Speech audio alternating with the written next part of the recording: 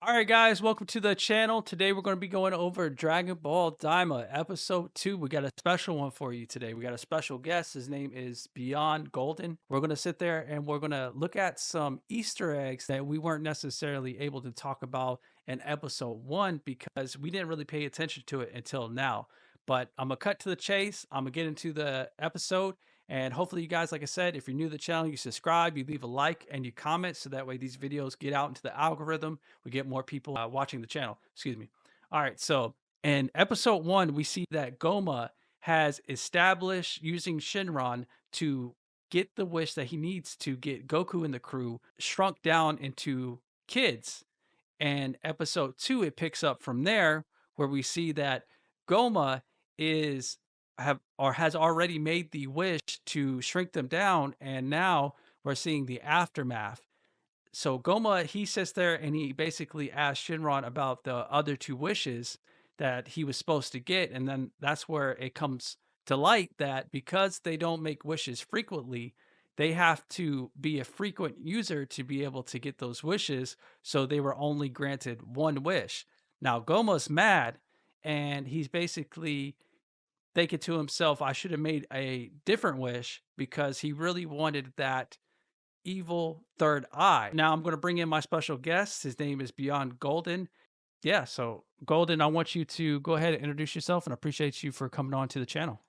My name is Beyond Golden. You can call me just Golden. Been a Dragon Ball fan about all my life. I've been keeping up with the past two episodes that just came out and really looking forward to what the rest of the series holds for us. Now, it starts off with Goma, and like I said, he's already made the wish to get Goku and the crew transformed into these kids. What do you see this going in Dragon Ball Daima? Well, first off, I think what everybody's biggest question is why are they kids? Why or was the decision made for them to become kids, especially with the sequence of Dragon Ball GT of Goku becoming a kid? What's interesting to me is in the direction of which this is going, and I think that there's a lot of many different scenarios that could play out. New transformations, new villains, overall new characters. So yeah, I mean, like, I guess it really depends. Okay, I'm glad you brought that up. We see in the starting of episode 2 where Goku is trying to get used to using his body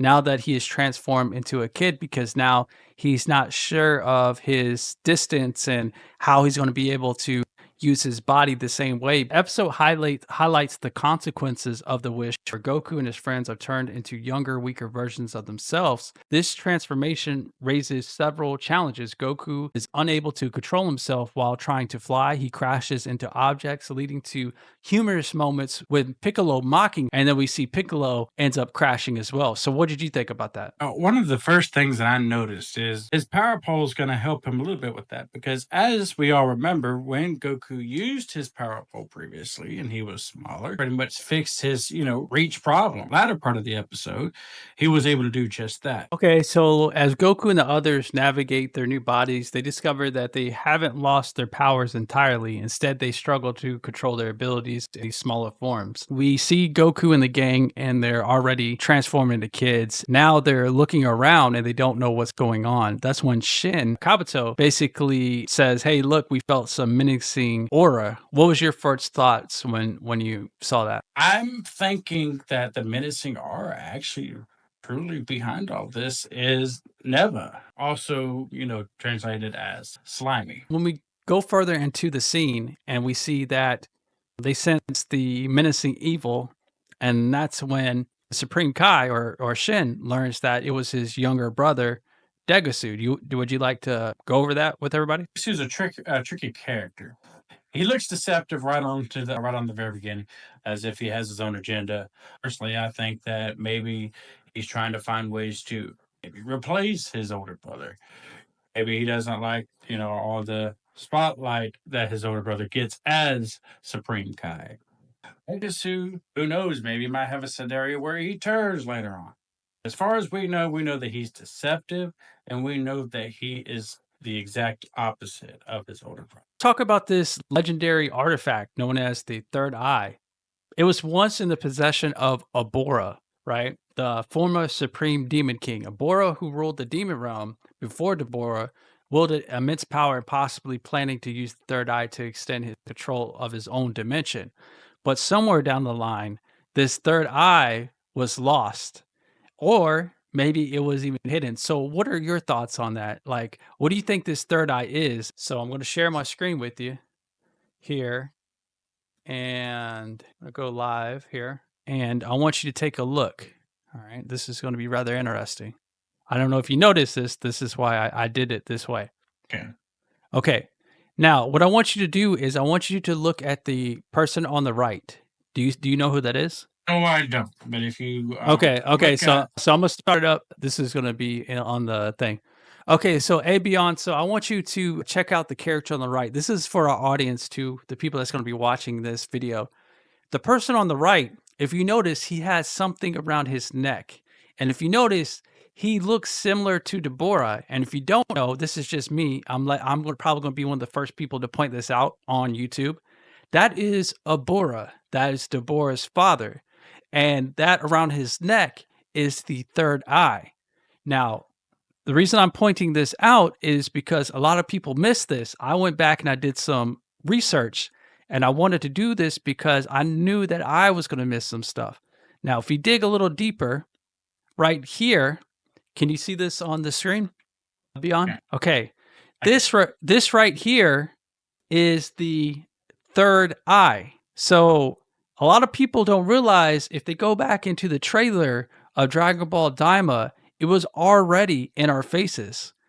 This I is the believe it was also in the intro as well. Yep. So this right here is Deborah's father.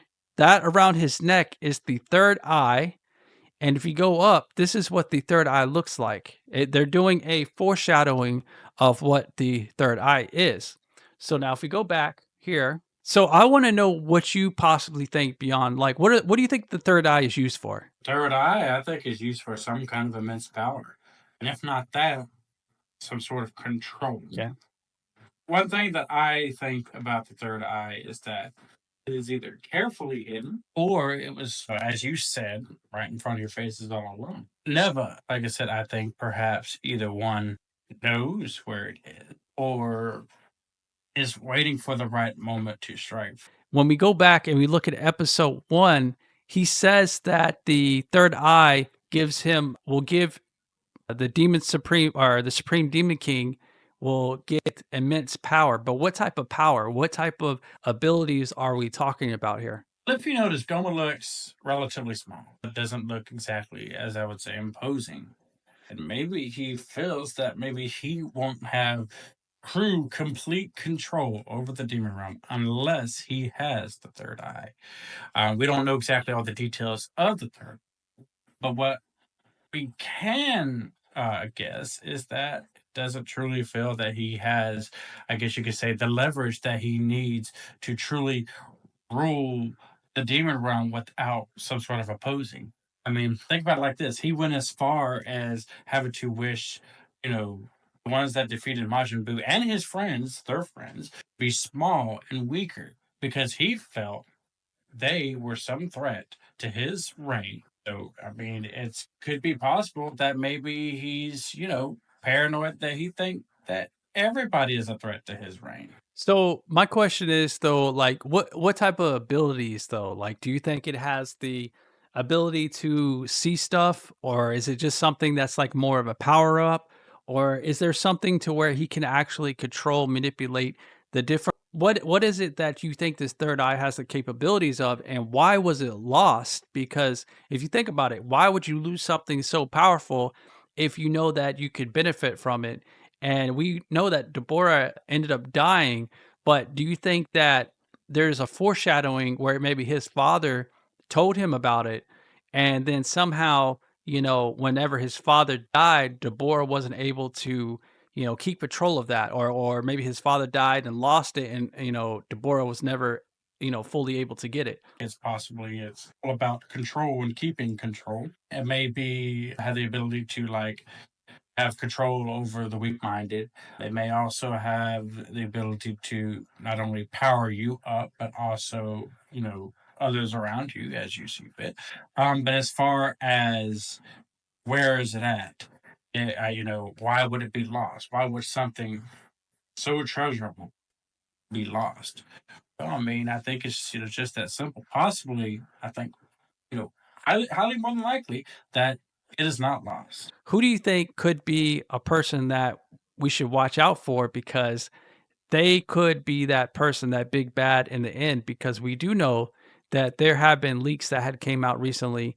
I'm not gonna, go over that too much, but Dr. Arensu has been going and gathering stuff to make her experiments. So if that's the case, what if something gets created, they can't control it? Or what if something happens to where Goma is out of the picture? Who do you see that could possibly be the person that could turn into that villain? I mean, to be honest, when you look at all, I think, some of these things are just ploys to keep you distracted, to keep you away from what's actually going on here. Yes, I do think that Dr. Aramitsu, I do think that, she does have her own agenda, and I do think that she is a baddie in this. As far as big bad, I don't think so. Same thing for Goma. I don't think so. I think a big bad, with the shadow of doubt, is Neva. And it's not even just the story behind it. It's if you look at the little things, like, say, for example, his name is Neva, which derives from the meaning, or should I say the word, slimy. Now, of course, we do know the meanings behind Namekian names, which is usually like slugs, snails, and like, percussion instruments, stuff like that. But slimy doesn't only mean that. Like I said, if when you say that someone is slimy, like I said, that's actually a derogative statement as far as they're evil or something, I guess you could say negative about that person. So I think there's a lot to say that, Neva is the villain, that Neva is the main villain. But also when you look into what he's done and how he's brought up to be this senile being, this forgetful being. But also you forget, you talking about, everyone as a whole forgets that Namekians can materialize clothes. They can materialize objects and things like that. So why is he wearing these old beat up rags, these old beat up clothes? He can have his clothes changed at any time. Like I said, he has the ability to do that. He's obviously hiding something. And I think what he's hiding is not only, vast intellect, but also immense power. I'll go over this too for people that may not know this, but the demon realm is different from hell.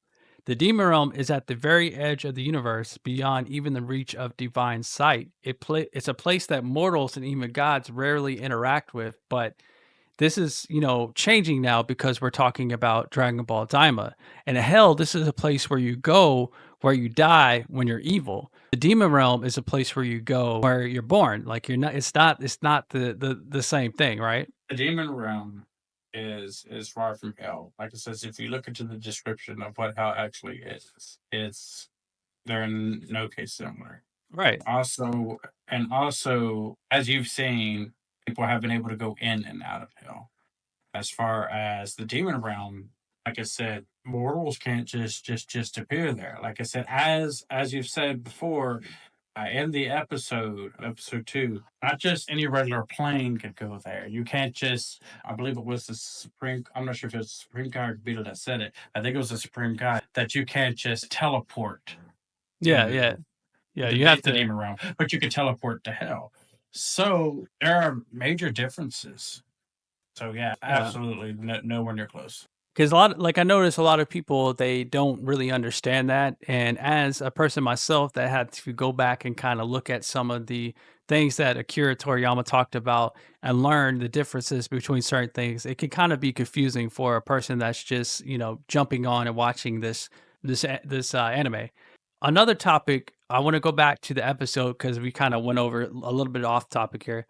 But if we go back to the episode and we go back to Kami's Lookout, they grab Dende because he was turned into a baby. Why was he taken? And do you think that they did it for leverage, or what was the purpose of getting Dende and taking him away from, the Z Fighters and Mr. Popo?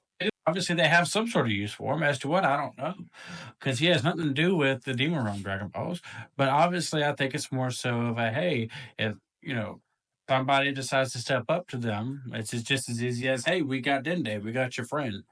Yeah, other than that, like I said, I don't know. With Dende being gone, they have nobody left to use the Dragon Balls or be able to restore the Dragon Balls. So they can't go and make a wish to bring themselves back to their regular forms. With him being gone, that takes away that, and then that leaves them in a pinch. So they have to go find Dende because Dende is the only one that's going to be able to bring back the Dragon Balls so they can make that wish and be back to their normal forms. Depends on how long this takes anyways. Reason why is because Dragon Balls or wishes already been made. So, in other words, it's gonna be some time before the Dragon Balls is even ready. Like I said, to be used. Like I said, if I'm not mistaken, after wish is made, you have to wait. I believe it is 180 days It's a before you year. can make a wish. It's a year. But with it, even so, if you think about this though, this is where Neva could come into play because you remember how Neva was able to use his magic to basically bring the Dragon Balls back to restore the Dragon Balls back to how they were, but he says even he can't do it another time. So basically, he could probably teach Dende how to do that. Or if not, maybe that's why Goku and the gang is going to the Demon Realm to use their Dragon Balls so that way they can make that wish. I mean, that's a possibility. I mean, if they could even get to making a wish with that Dragon Balls, because you got to look at it like this: Dragon Balls haven't been able to be the Demon Realm has not been able to be used in years. Why is that? And I actually have a theory as to why that may be. Well, go ahead. I think it's very possible that the reason why is because Neva intended on them not being used, because he was waiting for the right moment where he could use them themselves, possibly for eternal, for youth, to get his youth back. I don't know, but I can tell you this: you got like this. He's got beings, in place to protect these Dragon Balls, to ensure that none of them are able to use them. And think about it like this: you got all these supposed strong beings in the demon realm that are not strong enough to take down these quote unquote totems. I would say, obviously they're there for a reason. And obviously, if they can't take them down, what could okay? Usually, when beings like these are usually just as strong as their creator, their a mirrors of their creator. And if he created them, excuse me, and if he created them, that speaks for itself as to how strong he potentially may be. So I have another question, and this has to do with Piccolo. So Piccolo goes in to talk about how he knows of Neva. Neva was the last Namekian that was in the demon realm. Piccolo remembers, I guess, somehow, because you got to remember he's fused with the Kame and he's also fused with Nail. So maybe their memories are able to, he's able to use their memories as well. But he talks about how that in the demon realm that the Namekians were actually living pretty much a good life, but what ended up happening was they ended up being forced, or they don't like to be ruled. Basically, somebody was trying to rule them or make them, listen to what they wanted, and so they decided to leave. My question is, how did they leave, and why was it that what's it Neva was the one that stayed behind? And I kind of have a theory is because Neva was probably I think he was either the leader of the Namekians or maybe like the oldest or something like that. And he created these Dragon Balls to and the Tamagami to prevent them from being left to the Demon Realm because if the Demon Realm has the ability to make wishes, then there's no telling of what could happen if they get their hands on these Dragon Balls, the whole realm itself could take over the mortal world or even, the realm of the Kais or gods or whatever you want to call that. So I think that you could play it both ways. If I'm going to be if I want to be the devil's advocate here, you could say that either Neva was the one that prevented the demon realm from using these Dragon Balls for bad, or you could also say that maybe he has a hidden agenda because I feel like, well, how did all of these Namekians get away? There had to be some type of way for them to leave because when you go back to episode 1 and Neva's in the spaceship, he talks about how we're not supposed to leave this realm. So I'm kind of curious on your thoughts on that. Well, I mean, when you look at it like this, especially with what he showcased before, I think that if he wanted to leave the realm, he probably could. I think that he is purposely staying back and for good reason. He obviously has an agenda, and of course, it hasn't been revealed yet. But he's, like, as I said before, he's definitely staying back for a reason. But as far as theories of what happened to the other Namekians, how they escaped, I mean, I've heard multiple. But I know one that's been pointed out is maybe he, one fused with the others, and so it's not just him anymore. I've heard maybe he helped them escape, or maybe they tried to escape and only a select few were able to actually make it out. What do you think about Glorio, and how do you feel about him? Because he's kind of suspicious, and at the same time, he wants to stop Goma and Degasu and Dr. Rensu. There's something, you know, something weird about this whole situation, and I'd like to know, what you think. I think he's a shadow. What I mean by that is something you don't know much about. He's a mystery. I definitely think he's got his own agenda as well, but I think his agenda is a good one. I think that maybe he's what we saw of him standing and listening in to Go Aramisu and Degesu's conversations and all that. I don't think that was the first time that he was standing in behind the scenes watching. I think that there was many other things that he's probably witnessed and saw, and I'm thinking that he saw an opportunity to do something about it, and so that's what he's doing. But we also saw some pictures of, like, and if you saw the intro of, like, them traveling and them doing, like I said, other things, like, it looks like his story is going to unfold within the next couple episodes, and personally I see it going two ways. The one, he's definitely, for the good side. He doesn't, want, Goma's succession or whatever to unfold. He does, but I also see there's also the possibility that, he's only helping them to benefit, his own personal gain. So my question to you is, if you watch the ending of the episode, he talks about how he was basically sent by his king from the third demon world. So my question is this: how many demon worlds are there and how many kings are there? Because we all know that you have the supreme demon king. Is the supreme demon king over all the worlds? Similar to the stages of, the Kais. Because you have the four Kais of the quadrants. North Kai, which is King Kai. South Kai, West Kai. Then you got the Grand Kai, and then you got the Supreme Kai, and then you got the four Supreme Kais, and then after that you got the Grand Supreme Kai, which is the one that's inside Boo. But I think this one kind of paralleling to that a bit. So I think you have Demon King, and So I then you have the Supreme Demon King.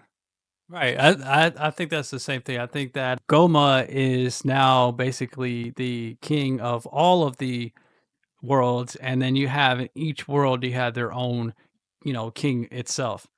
My next question would be is, do you think that, because if I could pull up an image here and I want to show you. I'm going to show you guys as well that's watching. Let me see if I can do this here. Not it. Okay, one second. Cuz I don't know if you've seen this image, but I want to show you here. I want to get what your opinion of it is. Okay. All right. Now you can click on it if you want to. What do you think? Who do you think this is? To be honest, I don't know. I think that could be what's his name's king from the third demon world. I think that is who sent Glorio to go and basically helped Goku. But I think that also the reason why is because he wants to stop Goma and become the new ruler. First looking at it, like I said, it's hard to tell who that would be. But when you bring it up, looking at it now, that's obviously almost certainly who that is. And that may not even be his king per se. It could be a different king. But I do definitely think that your theory is definitely a step in the right direction. I don't know if you can see this image to the right here. It's probably small. I don't know if you can see it or not. Can you? So if you look at it right, you can see it's like I think it's like a castle or a place where they It's a palace. palace, right? But if you notice, it looks like it's in the sky. Yeah. Okay, so It's My question to you is why would it be in the sky if he has control over all of the all over all of the realms? Why would it be in the sky? It looks like it was moved into the sky. Because if you look at it, it looks like it was tore out of the ground and it's sitting in the sky. No, I'm not sure. I mean, we're talking the demon realm, so I mean, anything's possible. It could have been either it was tore out of the ground and put into the sky for good reason, or it could have just been that was just the intentional design. But if you're the supreme demon king, right? Why would you put something into the sky? Because you remember how Goma is kind of like nervous and antsy, and he has like this anxiety. It seems to me that maybe these guys have it out for Goma. Maybe Goma's already did something and he's trying to take over the demon realm and he doesn't have complete control of it just yet. I could be wrong. And if you guys in the comment section want to comment, the best way to get away from some people, right, is to put it far enough so that way they can't get to it. Without Deborah being there, there's no real ruler yet. That's why he wants to go get that third eye, because once he has that third eye, no one would be able to, basically go against him because he would have this power that would be unstoppable. I think about it. The Deborah's father, the item that he had, may not be the third eye. It may actually be a key of some sort to the third eye. Yeah, I want to sit here and I want to thank you for coming on to the channel and to dive into this episode with me. For you guys that don't know who this is, like I said, this is Beyond Golden, and he is a YouTuber just like me, and he talks about anime and different things as well. So he'll be coming on to this show frequently whenever he has time to. And yeah, man, I thank you for coming on the show, and hopefully we can discuss more episodes in the future. Thank you. Thank you. I'm looking forward to it. All right, guys. So I want you guys to leave comments down below. Let me know your thoughts on what you think is the future of Dragon Ball Daima, what you think about episode 1 and 2. Maybe give us some information on where do you see this going? Who's the villain? What do you think about the third eye, Aboro's father? And also, do you think there's going to be a transformation? Like a lot of people keep on saying that we may see something new down there because they are in a different, different realm, that maybe there's a possibility of a different type of transformation. But for me, I believe that, they can't go too far because they're going to be going into super. And if they change something, then that basically is a retcon towards the super itself. But I appreciate you guys. Thank you guys for watching. And until next time, keep training and stay legendary. I'll catch you guys later.